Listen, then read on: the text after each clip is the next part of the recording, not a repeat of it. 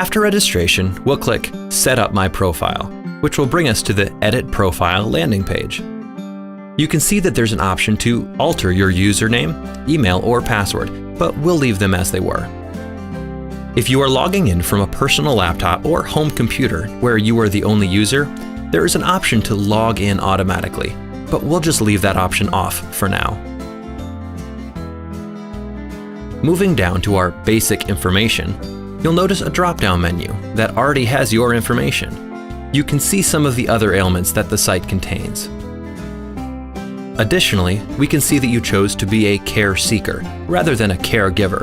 This can be changed at any time. Finally, you'll notice a color-coded progress bar where you select how far along you are in the process.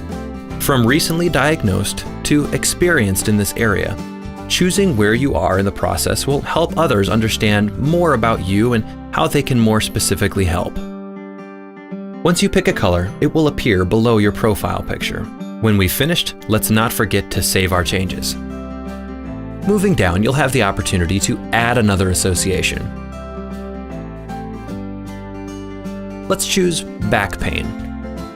And you'll still be a care seeker, and maybe we'll have the status be set at in treatment. Let's save our changes. As we move on to personal information, we can now start having a little fun and giving our profile some more personal flair. We'll put in our name, our gender, and our birthday. We have the option to let people see our actual birth date or simply our age. Let's just stick with age for now. Next, we'll want to add our home address, our state, our city, and our zip. One thing to be aware of is that outside viewers will only be able to see your city. They will not have access to your home address. Speaking of privacy, you'll notice a small padlock next to each bit of information. You can click on these to determine what information you'll allow others to see. If it's set to public, anybody can see it. If set to connections, only those in your network will have access. And if you leave any information as private, it will be for your eyes only. Let's head up to our brief bio. This is where you can include a short description of who you are and what you're all about. This isn't your life story, just a sentence or two that will appear in your profile. Great, we're almost done. Let's go ahead and click Change Picture to add a profile picture. You'll be given a choice to either upload a photo from your computer, or you can choose one of our template avatars.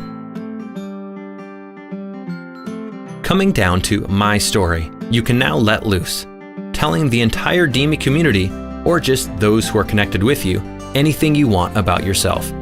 It can be a whole book, a chapter, or just a paragraph, totally up to you. Just remember to save changes. Well, it looks like we're finished, so let's click Done Editing. Not to get ahead of ourselves, but if you click over on Blog, you can see that you've already created your first blog entry entitled My Story. Pretty cool. All right, well, we'll get back to that later. Returning to your profile, we have two options in the top left corner. One is Hide My Profile, and this can be used if you ever need to take a break from dimmi or want to go invisible for a little while.